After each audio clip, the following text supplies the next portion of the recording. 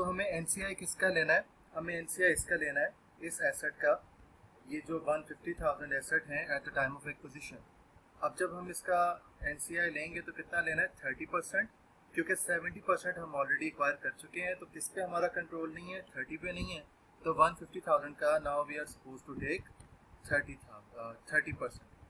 तो हम इसका अगर 30% लें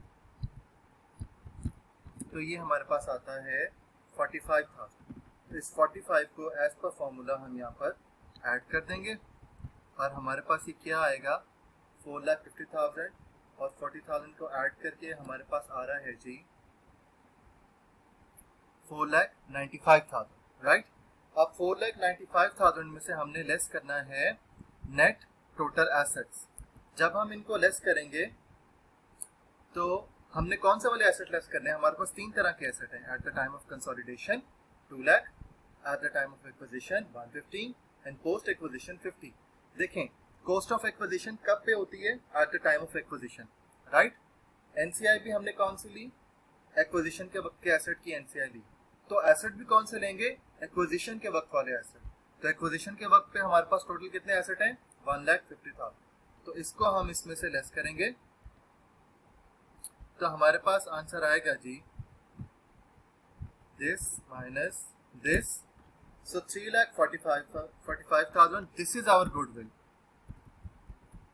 ये है गुडविल जो हमने कैलकुलेट करनी है, ठीक है। So I believe this is very easy, इसमें कोई टेक्निकलिटी ज्यादा नहीं है, सिर्फ आपने चीजों को याद रखना है। What we are suppose to do is add NCI in cost of acquisition and minus net of assets and liabilities at the time of acquisition, we'll arrive at goodwill. So this is very simple. So we are done with this goodwill. Now we are supposed to calculate NCI, non-controlling interest. NCI को calculate करना भी बहुत आसान है, सिर्फ दो calculations करनी है हमने।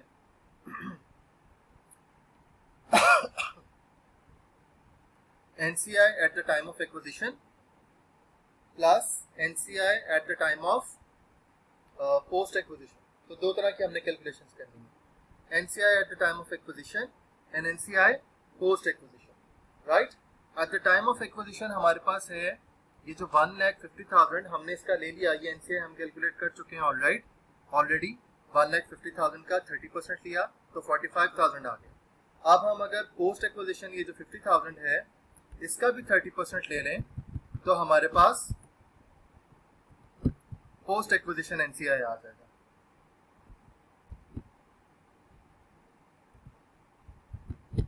ओके जी, दिस इज 15,000। तो now this is very simple. करना क्या है हमने? NCI at the time of acquisition कितनी है? 45,000 and then we are suppose to add in it NCI post acquisition, right. वो कितनी है? ये हमने कैलकुलेट की 15,000। सो इन दोनों का जब हम टोटल करेंगे तो हमारे पास आता है जी 60,000। This is our NCI. So this is very very simple, this is very simple. करना क्या है मैं रिपीट कर देता हूँ। We are suppose to take NCI at acquisition, तो 150 का 30% लिया 45,000 जो हमने गुडविल में भी कैलकुलेट किया था ये। और इसी तरीके से फिर इसमें ऐड करना है एनसीआई पोस्ट एक्विजिशन। ये पोस्ट एक्विजिशन में एसेट कितने हैं? 50,000, इनका 30% लिया तो ये आ गया 15,000। इन दोनों को ऐड किया, so now this is total NCI 60,000, right. This is goodwill 3,45,000 and this is NCI 60,000।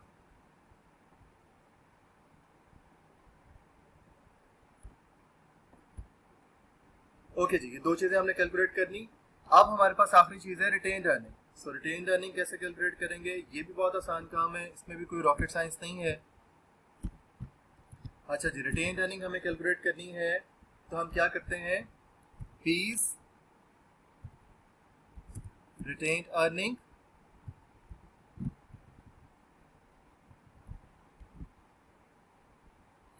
हम कहते हैं जी फीस retained earning plus S post acquisition retained earning, right. S यानी कि सब्सिडरी, पी की पूरी रिटेन्ड अर्निंग यहाँ पे लिख देंगे और जो सब्सिडरी है उसका पोस्ट एक्विजिशन रिटेन्ड अर्निंग लिखेंगे, ठीक है। अच्छा, अब हमने जब एनसीआई कैलकुलेट किया तो वी टू 30%। जब हम रिटेन्ड अर्निंग कैलकुलेट करेंगे तो we be calculating it at 70% जितना हमने एक्वायर किया। रिटेन्ड अर्निंग पे राइट किसका है? जो ऑनर है। और अब जिस पेरेंट कंपनी ने सब्सिडरी में अब इन्वेस्टमेंट की है, अब वो उसकी ऑनर है कितने परसेंट की? 70% की। तो इसका मतलब है उसके रिटेन्ड अर्निंग की कैलकुलेशन कितने पर होगी? 70% पर होगी। ओके, तो क्वेश्चन में अब हमने दो चीजें देखनी है। एक चीज देखनी है बेसिकली, पी की रिटेन्ड अर्निंग कितनी है। ओके जी, ये पी की बैलेंस शीट है, पी की रिटेन्ड अर्निंग है 6,50,000। ये हम चुप करके यहाँ पर लिख देंगे, इसमें कोई रॉकेट साइंस नहीं है, ये तो बहुत आसान मरहला, ठीक है। उसके बाद एस की पोस्ट एक्विजिशन रिटेन्ड अर्निंग, ये एस की टोटल एसेट्स है, पोस्ट एक्विजिशन टोटल एसेट 50,000, इसका 30% लिया था जब लेना था एनसीआई, और अब इसका 70% लेंगे जब हमने इसका लेना है रिटेन्ड अर्निंग।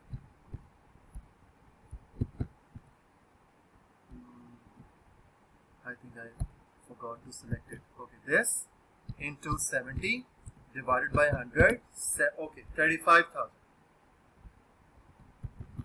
बात क्लियर हो गई? अगर हम इसको टोटल करें तो हमारे पास ये क्या आता है? टोटल हमारे पास जनाब रिटेन्ड अर्निंग आ रही है, जो हमने कंसोलिडेटेड बैलेंस शीट में लिखनी है, वो है 6,85,000, right? 6,85,000। I hope this is clear. अब आप यहाँ पे देखेंगे जो पोस्ट एक्विजिशन 50,000 है ना, इसको हमने कैसे हमने डिस्ट्रीब्यूट किया, और ये पूरा 50,000 हमने यूज कर लिया। इस 50,000 के हमने कहा दो चीजें हमारे पास, इसमें 30% एनसीआई है और 70% इसके अंदर रिटेन्ड अर्निंग है, ठीक है। तो हमने इस 50,000 का 30% लिया तो एनसीआई आया 15,000, और फिर इसी 50,000 का 70% लिया तो एनसीआई आया, रिटेन्ड अर्निंग आया 35,000। So it total makes 50,000। 15 plus 35,000 is equal to 50,000। तो हमने इसको यूटिलाइज कर लिया।